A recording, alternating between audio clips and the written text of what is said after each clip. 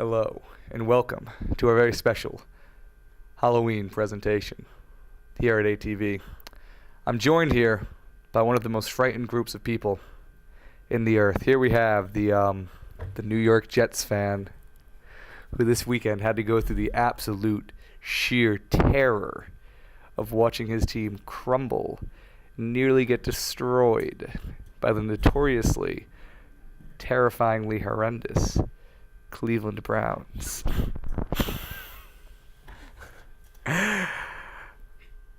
But as we move past this, the sun has almost set, and it's almost time for the spooks to come out. So, in the meanwhile, this is SportsZone.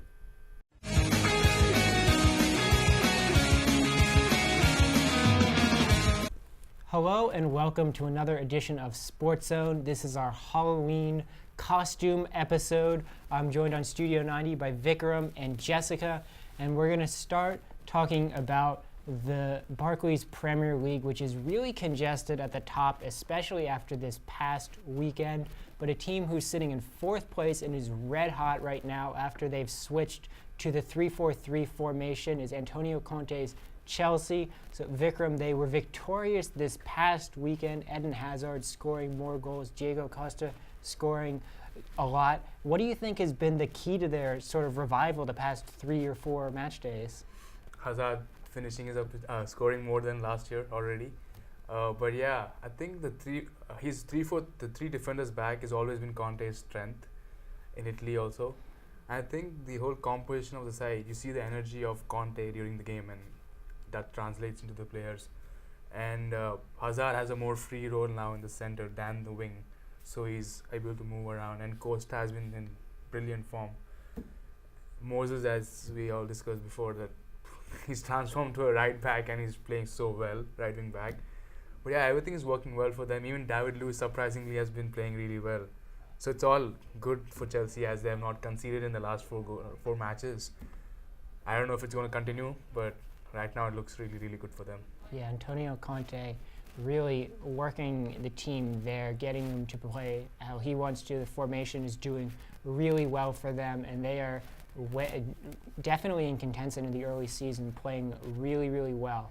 Another team who started the season playing really well kind of saw a dip of form where they went 6 games without a win, but then won emphatically this past weekend, 4-0 over West Brom, was Manchester City. Jessica, do you think now Manchester City is kind of, now that they had their little blip, they're back to winning again? Do you think they'll be back to their winning ways in the long term? I think it can definitely be a possibility, especially with the games that they have coming up. And, they're still number 1 on the table. Yes, they're tied, and the only difference among the 3 teams is goal difference. But I think that this was definitely a confidence boost, and I can see them continuing the streak as the season progresses. It was a big week, especially as there was ridiculous transfer rumors swirling around that Sergio Aguero could be on his way out this summer. Well, he silenced those by scoring 2 goals and showing that he's probably the best striker in the Premier League. Period. End of discussion. So Manchester City back on top of the table, playing really, really well. Their neighbors in the red part of Manchester have really been struggling, and they drew this past weekend against Burnley, but not for the want of trying. I believe 37 shots they attempted, weren't able to break down the Burnley bus, and Jose Mourinho got sent off, and it seems like they're in his 3rd season syndrome 10 games into the Barclays Premier League season. So Vikram, do you think there's any light at the end of the tunnel for Manchester United fans? I think they need to be patient more than anything, because they look out of sorts. I mean, defensively they seem good, but then 36 shots and not scoring a goal is really, really bad. But yeah, they need to sort something. I think he still doesn't know what's his strong 11 yet, coming to 10 games. So he needs to figure it out. He needs to be patient and calm. And otherwise Man U is looking down for a bad season again. Which is shocking. I believe he's having a worse start to the season than Louis van Gaal had last year when there was the big uproar to fire Louis van Gaal. So it's kind of interesting, careful what you wish for type of situation. But 2 teams who are also in that top 5, separated by 1 point, is Arsenal and Liverpool, who were both victorious this past weekend. Jessica, which of those two teams do you think was more impressive and is a more dangerous team as we kind of shape the narrative of the Premier League? I think I could see Arsenal being a little more dangerous, especially like this upcoming weekend. I believe Arsenal is playing, or I think Liverpool is playing Tottenham, but I think that those games are a little more matched out for them, and I think that they can still show that they're playing very well, and I can see Arsenal maybe even taking over the number 1 spot. They got a big boost this past weekend with the injured Olivier Giroud coming back and scoring 2 goals with basically his first 2 touches in several weeks. So that turned the tide against Sunderland. They are playing pretty well, and they hopefully will look to keep it going in the Champions League. So we'll shift gears a little bit and talk about the Champions League. This week, it's the midway point. We'll start the reverse fixtures of the group games. So we'll see the same games or same fixtures this Tuesday and Wednesday that we saw 2 weeks ago. As we highlighted a couple weeks ago, Manchester City and Barcelona is the big game to watch. But a lot has changed since the last time those two teams played. So Vikram, last time they played, Barcelona absolutely destroyed Manchester City 4-0. But circumstances are different this time. Do you think the result will be any different? I think City will be confident after the game on the weekend. They beat 4-0 against West Brom. It's in Camp Nou, so it'll be competitive for City. But Barca again won very closely against a bottom side team on the weekend, so they are a little off without Iniesta in the midfield. So I don't know, it'll be a close matchup, I guess. I hope, at least. Yeah. Definitely, yeah. It's just as soccer fans in general, you want to see big teams playing close matchups. So Jessica, do you think that Barcelona, their star power alone with their front 3, will have enough to get it done against Manchester City? Possibly, but Barcelona is also going to be missing some very important players this upcoming match, and I think that especially with Sergio Aguero being back on track, really stepping up his game, one of the key players for Manchester City, it's going to be really interesting to see if they're able to get a win this Tuesday. Especially it'll be really important considering they dropped points against Celtic, they dropped points against Barcelona. They will definitely be looking for momentum, and hopefully even a win may not even be good enough to get themselves out of the second place spot in their group, which will put them in a dangerous spot when the round of 16 is drawn in early January. The rest of the Champions League, as we said 2 weeks ago, the matchups really aren't that exciting. Tottenham playing Bayer Leverkusen, maybe another pick of the round. Harry Kane possibly coming back for Tottenham, and they desperately need him the way they've been playing in the league. But that's about the excitement this week in the Champions League. Unless there's some amazingly exciting matches with lots of goals, there's not a lot of expectation going into this match day. So with that, that's all the time we have for this edition of Studio 90. We'll stick around for more costumes and more SportsZone after this. Hello and welcome back to the Halloween episode of SportsZone. This is going to be getting to third. I am Dan. I have Kristen here with me. We are actually doing this segment as part of the full-length show this week, mainly because the World Series is still going on, so we can't really break down what happened because it's still happening. As it currently stands, Cleveland is up 3-2, headed back to Cleveland for Game 6 and 7. Game 6 is tomorrow night, Tuesday, as the Indians 1 win away from locking it up. Cubs looking to win 2 straight on the road. Tough task, but doable. Kristen, your prediction still on the table, as is Viva's, who's not here. She's also still alive. I'm out. I had Cubs in 6, which is not going to happen now. But they could still win, so we'll see. We'll see what narrative takes hold there. So since the World Series is still going on, we don't really have that to talk about. We are instead going to talk about some other postseason action, mainly the awards that are going to start trickling out probably around the end of the World Series. So within the next week-ish or so. It's a tradition we have here at SportsZone. We always like to give our predictions, who we think is going to win. So we will start with the big award, probably, which is MVP. We'll hit both leagues for MVP, Cy Young, and Rookie of the Year. And we'll see how close we come to being right. We've been known to hit a couple. Dylan Schoat's got a pretty good prediction record, actually. But anyway, we will start with MVP. We'll start in the National League. Lots of kind of different options. A bunch of them are with the Cubs, but there's a lot of options, Kristen. There is a consensus winner among the experts. Do you agree with that opinion, or are you taking your own stance? I think I'm going to take my own stance on this one for the NL MVP. It breaks my heart to say because I personally don't like him, but I think Daniel Murphy has a really good case for the NL MVP. I think without him, the Nationals probably wouldn't have made it as far as they did into the postseason. I think that he just coming off of sort of a down year with the Mets. He kicked it into high gear with the Mets in the postseason, but nobody expected him to go on the run that he did the whole season this season, so I think he has a very strong case for the NL MVP. Yeah, I mean, certainly a valid point. Bryce Harper was kind of so-so this season. Wilson Ramos had a good year for the Nats, but then he got hurt towards the end. And as you said, Murphy hit 340 the entire season, which nobody really expected. He had a really hot April and May, and everyone's like, yeah, he'll come back down to earth. He'll hit his usual 290. But he hit 340 with 25 home runs, which is certainly much more than anyone kind of expected to get from him. So just as a reference, I guess the experts are kind of saying Chris Bryant is going to win.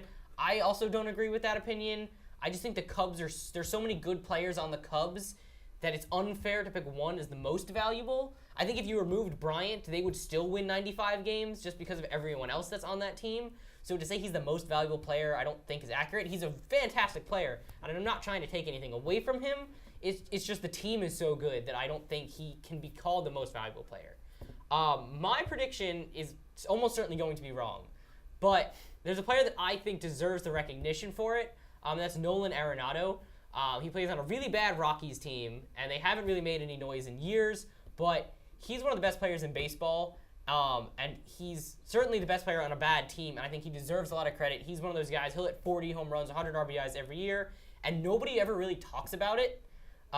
He's a Gold Glove third baseman, and everyone knows that because they see the web gems, but I think nobody talks about his offensive production, so I want to give a shout-out to Nolan Arenado. He would get my vote if I was voting, which I'm not, but that's my opinion. Transitioning now to the American League, where there's another kind of large mix of players in the bunch. Kristen, who are you taking? I think, as you said, there's a lot of players who are in the conversation for the American League MVP. I think Mike Trout, as always, is in the conversation. I think Josh Donaldson also has a strong case. But in this scenario, my vote would go to David Ortiz just because I like the whole narrative and because he deserves it either way. He had a strong season going out for his last season, and I think that he strongly deserves at least a few votes in there. Yeah, I actually agree. I think Ortiz is the right call on narrative, but also in terms on numbers. I mean, he was 40 years old. He had by far the greatest retirement year of any player in history. He hit almost 320, 40 home runs, over 100 RBIs. He never slowed down, which you would kind of expect from a player of his age, and he was managed well by the Red Sox. And yes, he doesn't play the field, which might hurt him in the actual vote, but I think he deserves the award just as a farewell, as well as on the strength of his numbers. Some other names to look at: Jose Altuve with the Astros, and his teammate Mookie Betts also on the list. He's a 3,100 guy, so there's some options there. So that's what we have for MVP. We actually have an agreement in the American League. So we'll shift now to Cy Young. We'll stay in the American League. No kind of clear-cut winner here. It's just because the ERA numbers aren't spectacular in the American League, among starting pitchers at least. Rick Porcello had led the league in wins. There's a couple other names in the mix. Kristen, do you have a thought on the AL Cy Young? Yeah, I don't think there's like a really clear-cut choice there. I think a lot of people are in the conversation, but none have a really standout definite choice for that. So I don't really have a clear-cut prediction for the American League. I think Zach Britton has a good chance to have a couple votes, but I don't have a clear-cut view on that. Yeah, I mean, it's tough to say. Like I said, Porcello had 22 wins, I think, but his ERA was almost 3.2, which is fine. It's not spectacular. It's like fine. Another name in the mix, Corey Kluber, who won it last year or 2 years ago. I don't remember. Either last year or 2 years ago, but was not as good this year as when he won it before. So I don't see how you can give it to him again. And again, his ERA also was I think a hundredth of a point below Porcello. So again, not spectacular. And I don't think you can only look at wins, because you look at Porcello, he had 22 wins, but he had a good offense. That's how he carried. That's what carried him. I would vote for Britton. I think he's going to lose points because he's a closer. He only pitches 1 inning at a time, and I know the narrative and all that. But he didn't allow a run for like the last 3 months of the season, which is superhuman. His ERA was .58 on the year, which set the record for any pitcher over a full-length season. I don't understand how you can't look at that more highly when there isn't a starter who really blew anyone away, at least in the American League. Pivoting now to the National League, there was definitely higher quality starting pitching. In the National League, the ERAs are better, even if the wins aren't quite as high. There's a lot of names. Strikeouts are there. A couple pitchers from the NL East are up there. Some Cubs pitchers are in the running as well. Kristen, what are you looking at for the National League? So in the National League, I think Noah Syndergaard definitely has the strongest case, in my view, for the NL Cy Young. I think he just had a standout year. Every time the Mets needed him to step up and pitch a good game, he did that for them. And into the wild card game, which isn't considered in the voting, I think it should be. He pitched just a stellar game when they really needed him the most, and I think he just had a fantastic year, and I think that he deserves strong consideration. I'm going to go with Kyle Hendricks, 2.13 ERA on the season. Kind of came out of nowhere to lead the league in ERA. Nobody saw that really coming, especially when you have Arrieta and John Lester on the same staff. Lester also had a great year, but Hendricks just that much better. If I had to vote, I would go Hendricks. He really found himself with that nasty changeup that he's got, and he's still going into the World Series. So really quickly, we'll transition now to Rookie of the Year. Start in the National League. Really only one option here. Kristen, are you going with Corey Seager? Definitely. I think Corey Seager had such a strong year both with the bat and in the field, and I think he's really the only standout candidate for this. Yeah, the only other real option would have been Trevor Story, but he got hurt at the end of July and didn't play the rest of the year, and that was kind of it. Seager should run away with this one easily. American League, a bit fuzzier. A lot of people like Gary Sanchez, who was a late season call-up by the Yankees. Do you? I think Gary Sanchez performed really well for the Yankees at the end of the season, but I don't think that he gave in enough time, enough games to be really considered for that. I think a better option would be Michael Fulmer. I think that trade worked out really well on both ends for both the Mets and the Tigers. I think Fulmer had a great year, and I think that he put in more time and he deserves more recognition. I agree. Gary Sanchez only played 53 games, and I don't think that's enough. I mean, yeah, he had 20 home runs, but pitchers didn't have a chance to learn and adjust. If you're going to win Rookie of the Year, I want to see you play for an entire season, and I don't think playing for not even 2 months is enough in this case, not in a 162-game season. I'm also going with Fulmer. He's really the only candidate in the American League. That is it. Those are your hot takes. We've made our award predictions. Let us know what you think. You can tweet at us about it, post it on Facebook. Let us know who you think is going to win. We have more Sports Zone coming up after this. Hello and welcome back to our Halloween-themed episode. This is our NBA segment, throwing it up. I don't have a lot of mobility in the Bobby Knight jacket, but I'm joined by Justin and Jake. And the first week of the NBA season has come and passed, and there's not a lot to talk about. We don't want to overreact too much, but one thing that we will talk about is the Warriors, who built a super team in the offseason. Kevin Durant going to Golden State, going to Oakland, and Jake, they lost in the opening game pretty badly to the Spurs. We don't want to really overreact, but what have you seen from the Warriors in the first 3 games? I mean, I said this last week. Before. I said, at the beginning it will probably be rough for them. That won't surprise me at all. They need time to build chemistry, but this is the most talented collection of players in the NBA. They're all players who aren't selfish. They're all players who clearly know how to play with a team and know how to work with others. I don't see it being a problem long term. They're eventually going to develop that chemistry. They just need to learn how to play together. Overreact. They lost 1 game. They're not going to have the 20-0 start. But really, this is still the best collection of talent in the NBA. They just need a little bit of time to really bring it together so they can start, convincingly beating opponents instead of just beating opponents. And Justin, do you think going forward the Warriors need to have a diminished role for any of their big 4 players, or do you think that they can all function together on the same line with Klay Thompson, Draymond Green, Steph Curry, and Kevin Durant on the court at the same time? Is that something that they can really look to going forward? They can look to that going forward. Like Jake said, it is going to take time. They're not going to be this beatable, I think, going in the long term. But yes, Draymond needs to take a step back. Klay's probably going to have to take the biggest step back. And be probably just a spot-up three-point shooter like a J.J. Redick type. My big concern with them is Steph. Everybody's trying to manhandle Steph this year. Every time he goes to the basket, he's getting put on the floor. Every time somebody's guarding him, he gets touched up. I mean, Steph's going to have to be a man this year.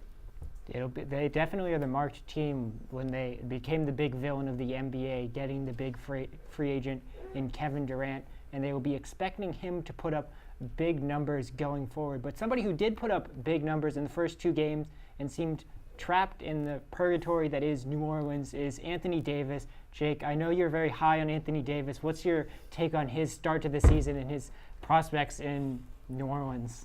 That poor man.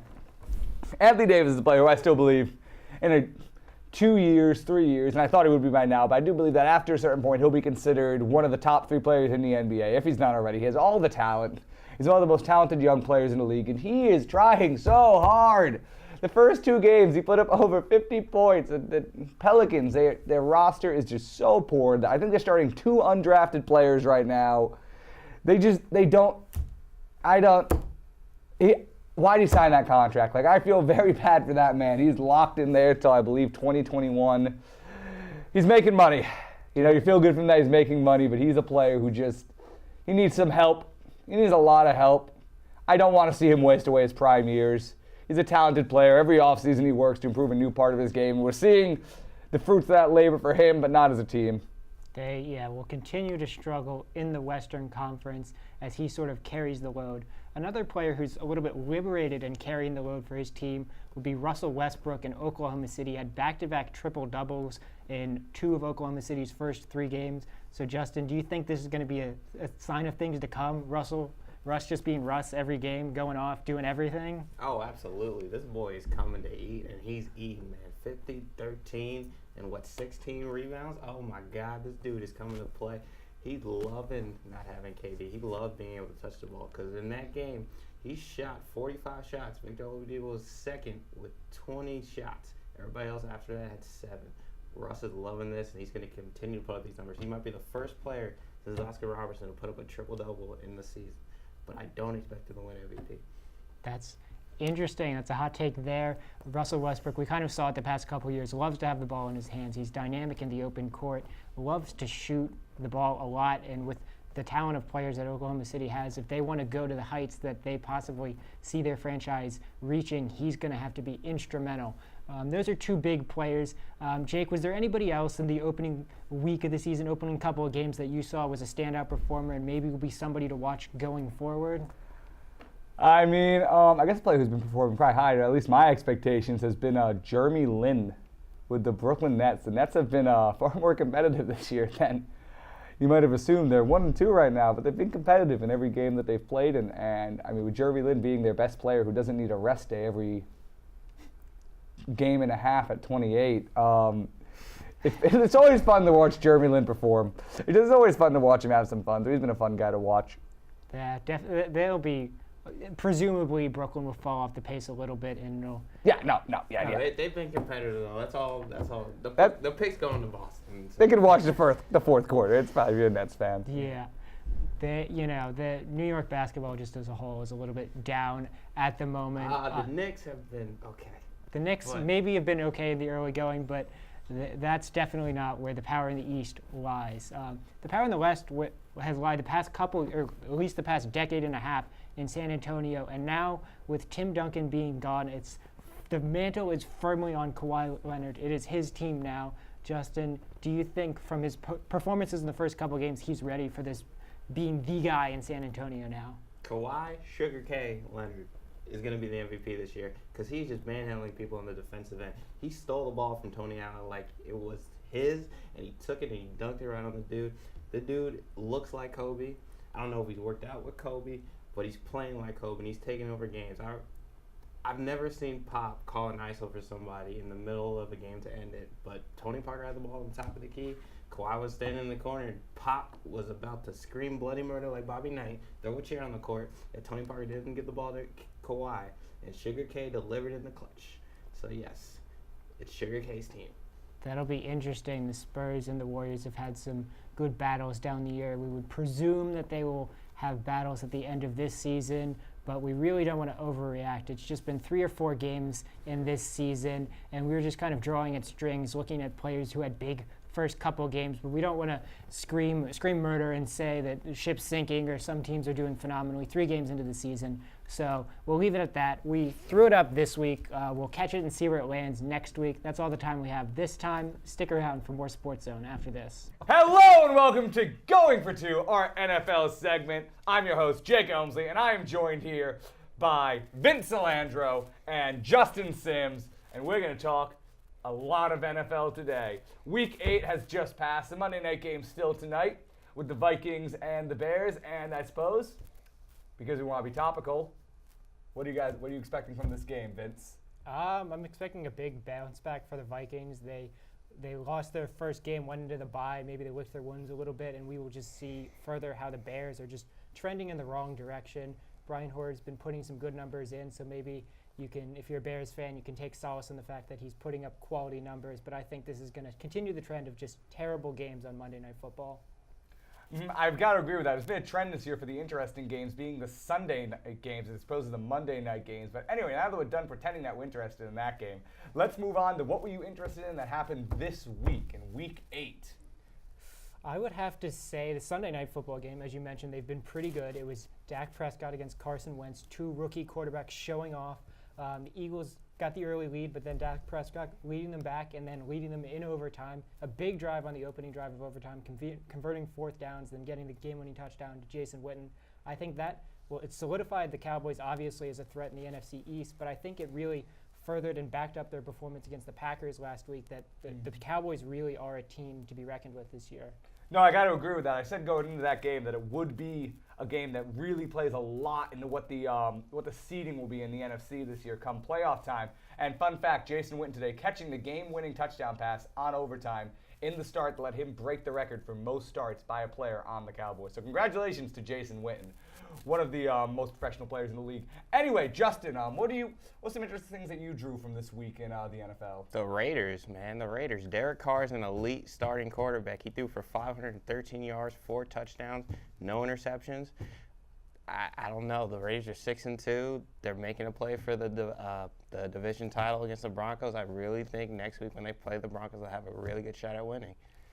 No, I gotta agree with you on that. And filling in Nate's chair very admirably with the Derek Carr hype. Anyway, but yeah, the Raiders in that game breaking not the franchise record, not the season record, but the all-time NFL record for most accepted penalties with 23 penalties in a game that went into overtime. That they still managed to defeat the Buccaneers. So Al Davis would be proud. Al Davis would be proud. Anyway, though, I guess we'll move into a discussion about something as we've been seeing a lot of lately. This year in the NFL, it seems like we're seeing a lot. I haven't looked at the statistics, but it feels like we're seeing a lot of overtime games. And this year, we've already, in 2 weeks, we've seen 2 ties. With last week, of course, the Seahawks and the Cardinals tying on Sunday Night Football.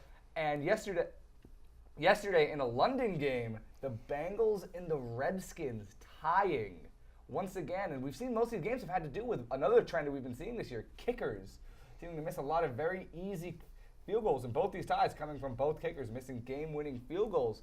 So I suppose I'll ask you, I'll start with you, Vince. What do you think of this overtime rule? And what do you think, and do you think there's any need for a change in it? I think the prevalence of ties in the past couple weeks is going to make it a topic of conversation. Tying in football really isn't a thing that should happen. And on a side note, that's a great way to get people in London excited about football, having them watch a tie. That's how you rally the support in London. But on that aside, I think it's difficult to say, but college football does have a better overtime system. It provides more excitement from a fan's perspective. It provides more opportunities, and it creates a finite end to the game. I'm not saying we should go to that system, but it's definitely something the NFL should think about because ties they create headaches for tiebreakers, and they're just really not exciting. And the NFL is really moving on being a viewer-friendly product, and it's just boring watching ties, honestly. Justin, remember you mentioned that you kind of agree with him. So do you have any sort of idea on how you might fix the overtime system if you... I don't know how to fix the overtime system, but the tie is the worst rule in sports. It is so stupid. You can't have these dudes fighting for 60-plus minutes and then add another 15, and then they just end in a tie. Yes, the kicking has been terrible. I don't know how you fix the kicking. I do like the college rule, but you can't start at the 25 like college doesn't because it's a field goal, and they're already in field goal range. And the kickers in this league are too good, even though they have been missing. I don't know. Probably maybe shorten the overtime period to 10 minutes and have 2 halves and work it that way. That would be my recommendation. But the tie is the worst rule in sports. It's the worst outcome from a game that's just about smashing people's heads into each other, and then you end on a tie. It's very unsatisfying, and it's very sad. I have to agree. Maybe it's something that the NFL will definitely wind up looking over this year at the end of the season. Anyway, moving on to a big story that broke today, and a story that's near and dear to my heart. Jamie Collins, the Pro Bowl linebacker for the New England Patriots, has been traded to the Cleveland Browns for what amounts to basically a late third-round pick. Justin, I see you kind of reacting to this. What do you think of this move by the Patriots? Oh, I'm a Patriots fan, and the Patriots, Bill Belichick, I'm looking at you. What are you doing, you idiot? God dang it, man. Why are you trading Jamie Collins? He's a pro. He's a second-team All-Pro linebacker. He's on a rookie scale deal. You traded Chandler Jones. I don't understand. I thought the Chandler Jones trade was to save cap room to pay Hightower, Malcolm Butler, and Jamie Collins.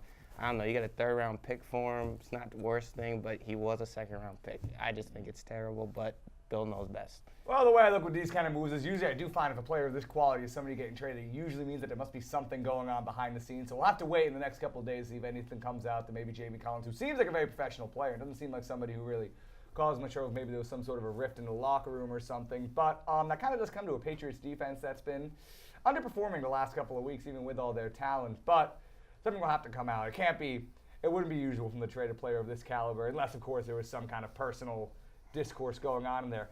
Anyway, we'll move on from the present into the future. Let's move on to our Week 9 picks. Vince, what's your game to watch this coming week in the NFL? It's really a boring slate of games this week, but Justin mentioned it earlier. The Sunday Night Football game between the Broncos and the Raiders, the battle for first place in the AFC West. You got Derek Carr and the red-hot Raiders coming in against the Broncos team that really, defying odds, really don't know how Trevor Siemian is dragging that team. He's the game manager leading them, but it should be interesting to see the clash of the high-powered offense and the defense that's really carrying the Broncos through to the 6-2 mark they have. And what about you, Justin? The Giants versus the Eagles, man. Odell Beckham's always putting on a show. What will he hug this time? That's the question. Will he score? Will he score? Will he hug the freaking net? I don't know. We don't know, but Odell Beckham comes to impress. No, really, it will be interesting to see if the Eagles able to rebound from an overtime loss to the Dallas Cowboys, where they never really had a chance to come back and win it. But I suppose one more game. I mean, once again, like we said, it's kind of a boring week this week. Not a whole lot of interesting matchups. We're kind of hitting the doldrum of the buys. This week we had a lot of teams on buys. This week I believe we have even more. But I guess another game that could be interesting is the Indianapolis Colts versus the Green Bay Packers. The Packers coming off of a 2-game losing skid. 2 out of the last 3 games being losses against a Colts team that's really just not able to find any sort of identity.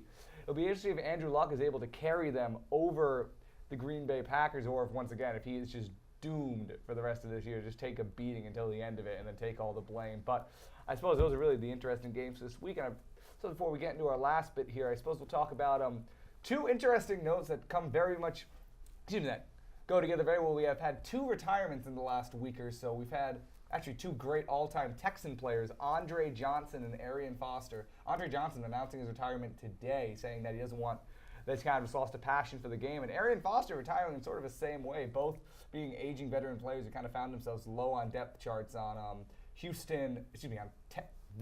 Tennessee and Miami. But I suppose, Vince, do you have any thoughts on these retirements and what they... Well, they've been great players, as you mentioned, great Texans, part of the Texans revival, carrying them to the good success that they had. But I think it's just a lot of players in that Calvin Johnson type mold, calling it quits early, fear of injury, whether it's loss of passion for the game or fear of injury. A lot more players are conscious of that and making decisions based on that. So I think it's a really interesting trend that we saw start with Calvin Johnson, but great players hanging it up. What we would think is early, like early 30s, still have a couple years left in their career. It's sad, but it's smart for those players, definitely.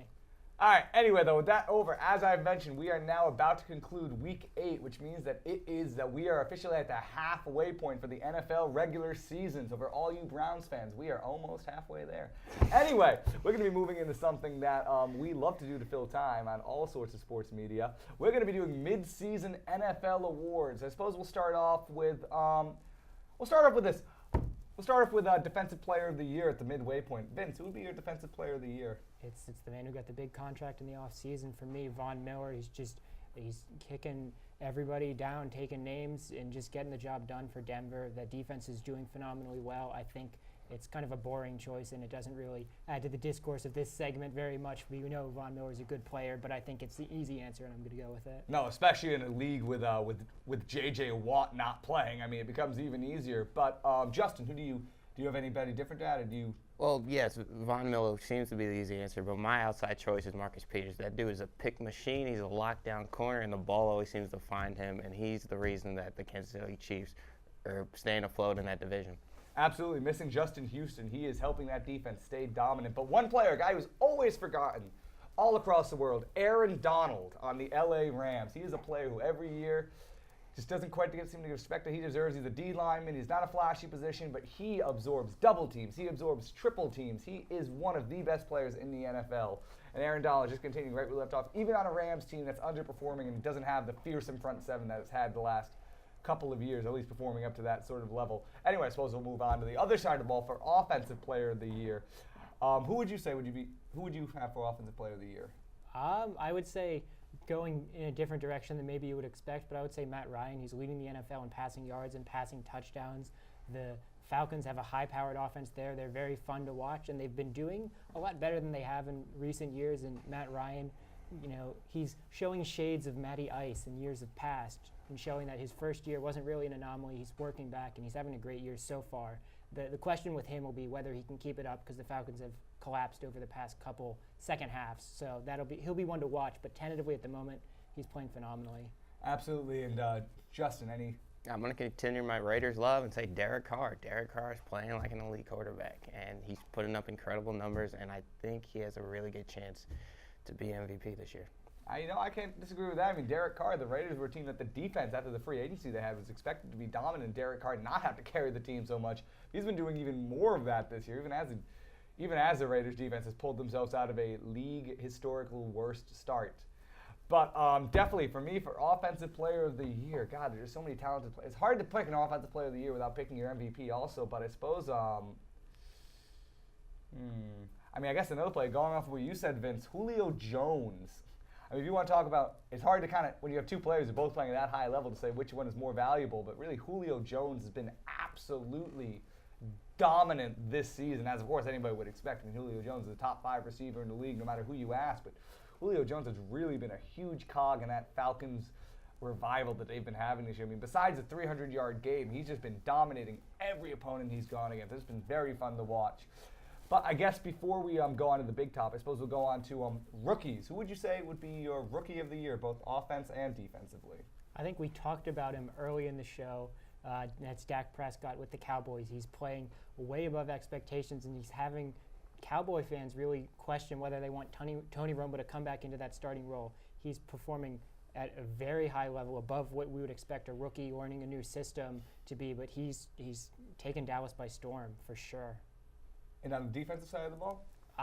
Even though he's only played 4 weeks, I feel like a name we hear a lot is Joey Bosa. It's kind of, he thrust himself into the spotlight with his contract dispute, but now he's kind of thrusting his name based on his play. He's getting sacks each and every week, and I think he might be a choice for Defensive Rookie of the Year, excuse me.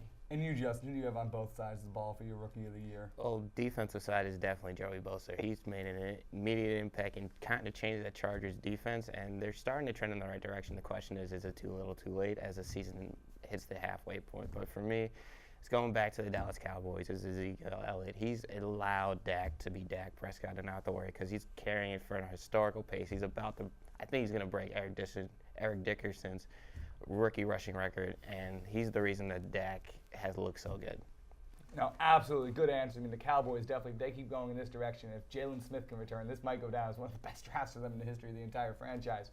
But I suppose we'll end just right on top with the MVP of the entire league. I mean, Vince, who do you put as the MVP? Well, you're talking about the value they bring to their team, and I think if you would go to any Patriots fan and say, would you rather have Jacoby Brissett, Jimmy Garoppolo, or Tom Brady? The answer is Tom Brady. He's brought, in the 4 weeks that he's been back, they've looked better incrementally every week, and they killed the Bills. You could just look at those 2 games as case studies. When they played the Bills the first time, They get shut out. They play him yesterday. They dropped 41 points.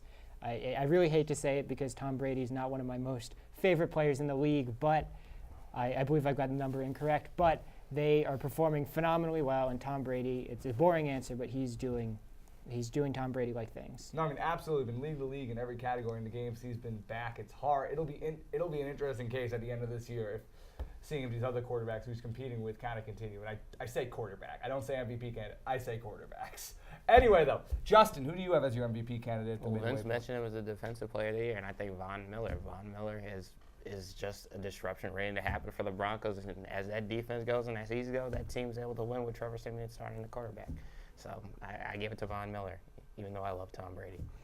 You know, I want to say Tom Brady, but I also want to keep the segment interesting. I mean, the player who you mentioned earlier, I mean, another player, I mean, you've had definitely two of the players who've been competing even before Tom Brady came in have been Matt Ryan and Derek Carr. But I say at this point in the season, even if statistics haven't been as good, I really just have to lend it to Derek Carr. I feel like his team, both players have been carrying their teams with both teams having sort of weak defenses, but I just feel like Derek Carr, especially in the beginning of the year, has been just carrying a team that defensively wasn't able to do much of anything to begin with. Just the team's been winning more games, and I mean, definitely we'll have to see the value he brings after this Sunday night game against the Denver Broncos this week. Anyway, though, from all of us here at Going for Two, that's all we have for now, and there's more Sports Zone coming at you next.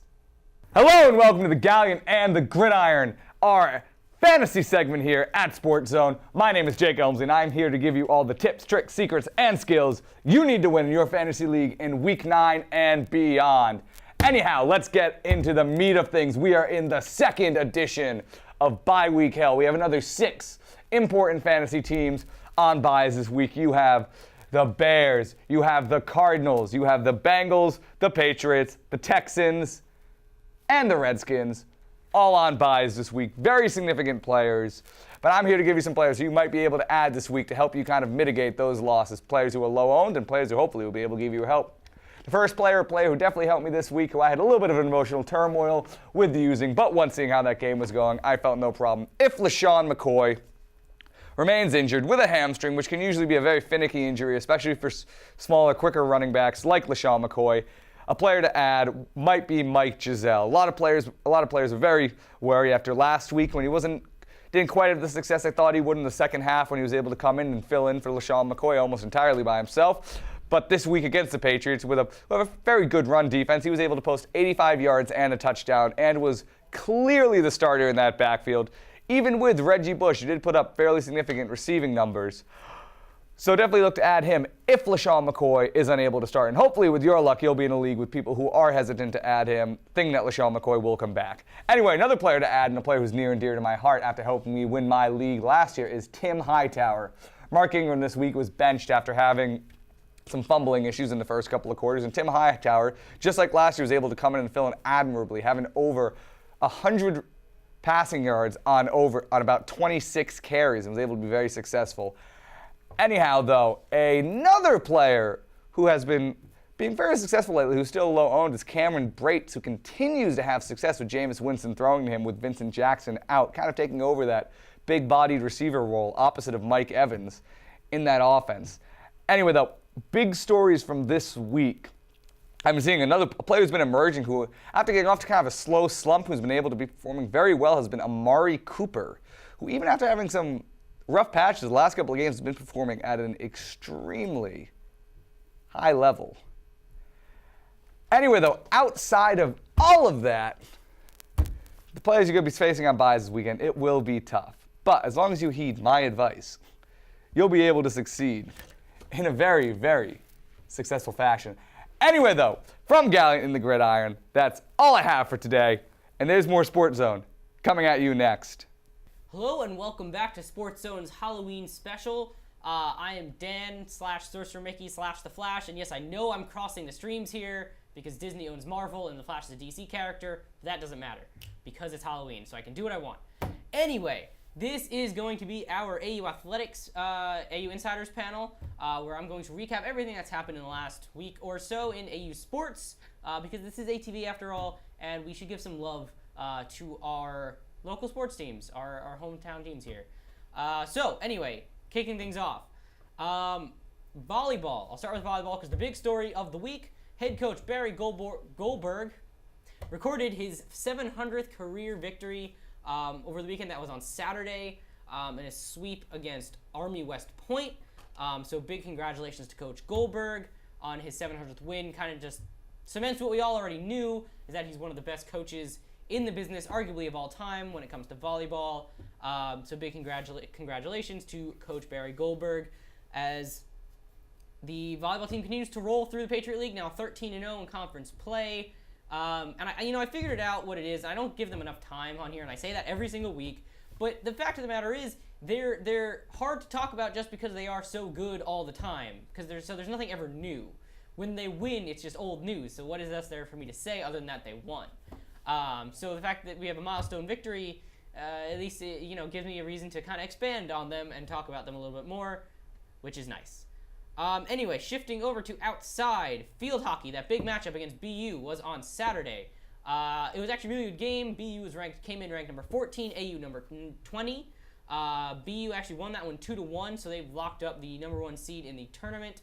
And they will host the tournament, which will be next weekend again at Boston. AU will be the 2 seed, so they'll play Holy Cross in the the semifinal/first round, and then play the winner of BU against, I think, Bucknell in the final.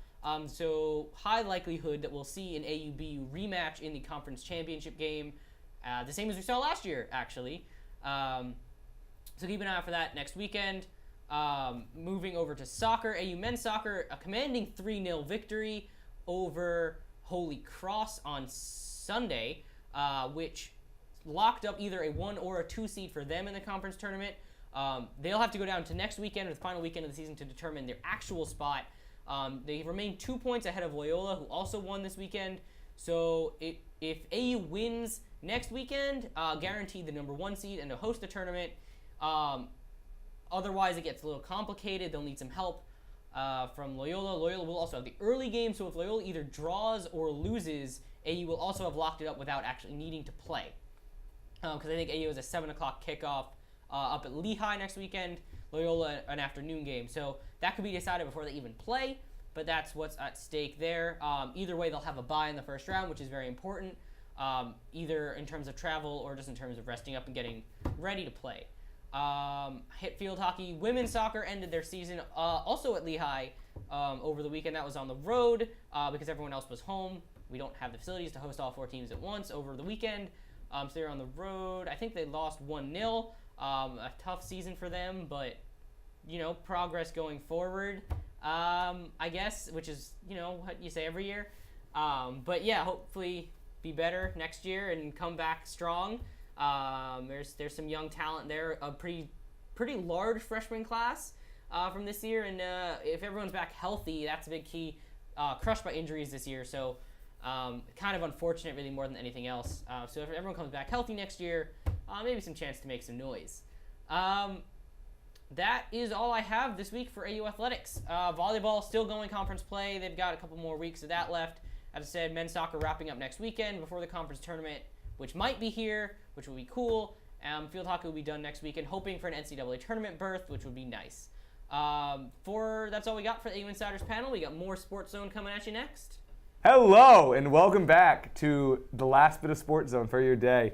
This is our favorite non-fantasy football, non-grievance-related segment, Thumbles, where we talk about the good, the bad, and the sometimes ugly. So I will be kicking us off. Thumbs up to Halloween. Thumbs down to Halloween being on a Monday. Thumbs down to the lack of Ryan, to the lack of Cody. In the honor of Cody, thumbs down to the weather. That's it. I'm not going to try to beat Cody. Thumbs up to Tom Brady for putting in an MVP bid 4 weeks into the season. Thumbs up to the airing of the grievances returning. That's always fun. Thumbs down to my lack of fantasy football analysis for this week. Not enough for me. I'm sorry to my fans. Thumbs up to me finding out that we have ad revenue on the site. That's pretty cool. I didn't know that. Go check the site out. Thumbs up to Dragon Ball Xenoverse 2. That game has been absorbing a lot of my time. Great game. You like the first one, you'll love this one. Thumbs up to our wonderful costume rack that we have here. It's really been providing a lot for us, so good job to the people down at Wardrobes. Thumbs up to this cape. I've been just enjoying this thing. I've been running around in it the entire day since 4 o'clock to now, which is right before 6. It's been a great time. Thumbs down to the world. Actually, thumbs up to the World Series still going, because I might still be 100% of my World Series predictions on this year. So we are just one more Cubs win away and then one more Cubs loss away from me being right. Thumbs down to Dan earlier for suggesting that we could do a fantasy basketball segment. The joke here is we can't do a fantasy basketball segment. And I think that's all I got. So here's Jessica.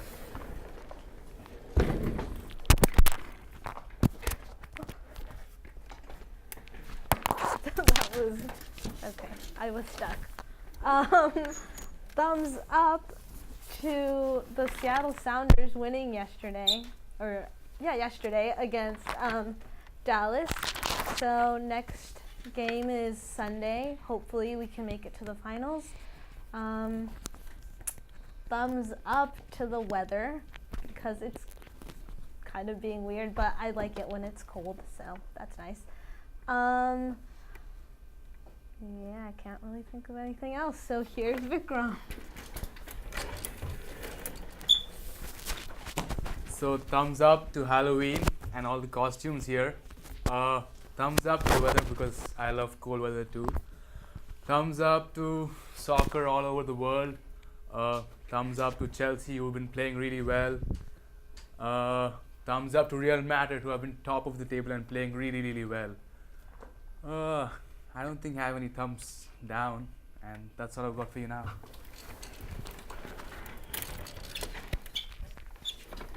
Okay, thumbs down to Ryan's injury. We all miss you, and we all hope that you feel better soon. Thumbs up to the World Series. Thumbs up to the Cubs for winning with their backs against the wall yesterday. That was a really big win in front of their home crowd. Thumbs up to 1 year ago today when I was at the World Series. Unfortunately, the Mets lost the game that I was at, but it was still like the best time of my life, so I'm really thankful for those memories. And thumbs up to the Knicks for their strong performance against Memphis over the weekend, and that's all I have.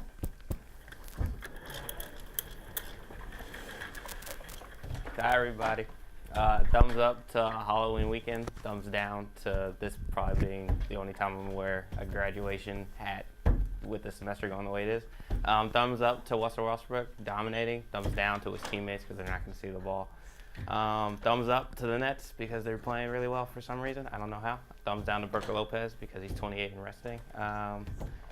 Thumbs up to the Spurs for beating the Warriors, and thumbs down to the Warriors for sucking. So back to this. All right, I will get there eventually. No, you're not. I I'll promise. All right. So I will also start off with a thumbs down to Ryan. Broke his ankle playing hockey. Really sucks. We missed you here this week, Ryan. As I said on the grievance segment, which I don't think probably won't air. More than likely won't air. The analysis is definitely a lot less hard hitting when you're not here. So get better soon. We're all thinking, sending good thoughts your way. Wow, that I really struggled with the words there. English. Thumbs up Arsenal this weekend. Olivier Giroud, one of my favorite players, came back, scored a couple goals. Alexis Sanchez, thumbs up to him. He scored his 50th goal for Arsenal in only 108 appearances, so that's pretty awesome. He's playing really well as sort of a false nine for Arsenal this year, and they're joint top of the table, which I'll sum that up because I don't know how often I'll get to say that this year. Thumbs up because the Steelers didn't lose this week because they didn't play this week. That's also a thumbs up because Landry Jones didn't play this week, so that's always a thumbs up. Ben Roethlisberger was practicing this week, so he might play against the Ravens this week. It would be better if he did. Thumbs up the Halloween weekend. It was cool. We got to dress up. Thumbs up for the return of Bobby Knight, and the thumbs down was the Cleveland couldn't close out the World Series yesterday because I'm just that guy who roots against what everybody loves in the feel-good story. So go Cleveland. Okay. My turn. Yeah, I will thumbs up to the ATV costume and props department, which is in essence a clothing rack on the side of the studio, but good job, everyone. Purchases well made. I will give a thumbs down to the New York Giants, as well as Roger Goodell and the NFL for totally bungling this Josh Brown debacle. This should be easy at this point. We messed this up, made a standard, and then proceed to mess it up again. I don't get it. It doesn't make sense to me. We had the whole Ray Rice thing where everyone criticized the NFL because they didn't handle it right. And then they tried to get it right. They had Greg Hardy. They locked it down. And now Josh Brown, the same thing. They're like, oh, one game seemed fair to everybody. One game seems fair. So they bungled that. It took the Giants a week and a half to actually cut him. Which, just, can we figure this out, please? Because if Roger Goodell is going to be judge, jury, and executioner, he needs to do that. You can't just be you can't pick arbitrary numbers. You have to follow your own precedent. You have to actually do the thing that you're supposed to do, which is punish players appropriately for the action that they've committed. So I had to get that out there. I don't like that. I'll give a thumbs down to the New York Jets. They won, but that game was way too close considering it was the 0-7 Cleveland Browns. The Jets won by 3 against the 0-7 Cleveland Browns, and were losing at halftime 20-7, and needed 28 unanswered points 24 unanswered points in the second half to win. It was the Cleveland Browns. Come on. Okay, so that's that. I will give a thumbs down to me for a couple things. Actually, I called Jake Ryan 4 times today. True. That's the first thing. Also, last week, as I said, I picked the Cubs to win in 6 games. I was really waffling on it, and now that I'm wrong, I should have gone with my gut and gone with Cleveland. But I went with my head, and I said Chicago because I thought they were a better team, but should have gone with Cleveland. Yeah, I'm a flip-flopper, but we are in D.C. where that happens. Thumbs up to... I should have hit this last week, but I forgot, so I'll get it this week. Thumbs up to... Stall 11, a men's ultimate frisbee team. We took home the bronze pitchfork from the Franklin Marshall tournament 2 weekends ago, which is pretty cool. I like the fact that it's a pitchfork because I find them interesting. I don't know. I just think that's pretty cool. I wasn't even there, but I still like the fact that it was a pitchfork. So there's that. Thumbs up to Barry Goldberg, head coach of the women's volleyball team, which I hit earlier. Recorded his 700th career win, which is a big accomplishment, of course. Thumbs down, I guess, to Ryan's injury as well. I'm, of course, also sending recovery thoughts and good thoughts his way. Also, Nate, family drama currently, so sending prayers his way as well. I think I'm out of sports things. I think I'm out of life things. So that's all we got.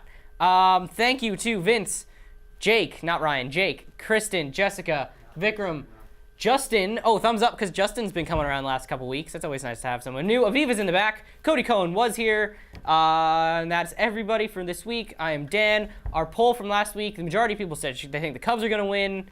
We'll see. Still could happen. I don't have a question yet for this week because I didn't think of one. Something Halloween-y. I don't know.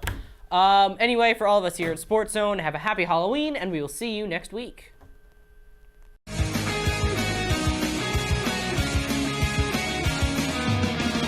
We here at SportsZone.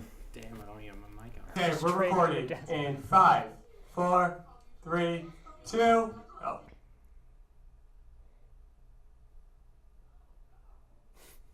I didn't hear a 1. American universities, disability to decide which temperature to provide us in our rooms at an appropriate time. Oh, facts, yes. We are. God, I need heat. What was I going to say? Start over. Oh, God. All right. The hats we're are fine. killing the vibe. I got it. We're just keeping it rolling, so whenever you're Alright. ready. Moving on from that, something else to grieve for is our friend Ryan Siegel breaking his ankle in a club hockey game. Ryan, we're watching out for you. I didn't know you were at the doctor's today. I apologize for wondering why you weren't here. It was on the Facebook page, Jake. It was was on the Facebook page. Well, Ryan Siegel currently on IR with an injury. Hopefully on Boomerang, set to return. One of the only sports owners who probably is active in the real world of sports. So good for you, Ryan. But we're upset that you're not here. The hard-hitting analysis hits a little bit less hard. Okay. Hello and welcome back to the. One more time. I'm grieving. I don't like to complain a lot, but when I have to watch sports with people who don't know sports, they talk a lot, so they think they know about sports. I was watching the World Series last night with people who knew nothing about baseball. They were like freaking out every time someone hit a foul ball. I was like, calm down, it's a foul ball. Stop trying to look like you're interested. Yeah, they're like, oh, run. I was like, it's a pop fly to the shallow right field. I don't know. Hot takeaway. Let's just get this. Hot take. Jake, who's going to go to the NBA championship right now? Yeah, just hot takes pretty much. Overreaction Monday. I wonder if it'll be the Warriors in Cleveland. Wouldn't that be a shocker? I'm going with the 76ers versus the freaking New Orleans Pelicans. Hey, Kerwin, if you're watching this, please. Please be watching this. I like it here, so please don't remember who I am. I like it here. Cancel it, Kerwin. Cancel it. We need our money for this. Yes. Yeah. We bring For our great exuberant wardrobe habits. Yes, like this hat. And all the blue polos that we need. Actually, there is a grievance right there. Come with me, people. Follow me. Why on the costume rack, with all that's fun and whimsy, do we have just 4 blue polo shirts? Hi, people. Just 4 blue polo I'm shirts. sorry for everyone in the back. Just sitting. I just cannot understand the need for this many blue polos. Not even variety of color. Just is a blue polo for all of us. Every single one of us. Now, And yet this we're not a. selling this at SportsZone.com. Blue polo, SportsZone.com. Only $29.99. For an extra $50, you can get it signed by your favorite panelist. At hashtag sign me Vince, hashtag sign me Justin, hashtag sign me And if Jake. you call in the next 10 minutes, you'll get Vince to come with you for an And you extra get this $20. lovely- Unless you're our fan in Idaho, then Dan will join you on your trip down Fun Time You also Lake. get the stylish mask. Ooh, we need the mask. All the ladies love this mask, fellas. Please, call now. Call. The number is 888-55. Vikram, please, I hope you hear Vikram. What do we say please to God, that? Please, God, be Vikram. in the back. 17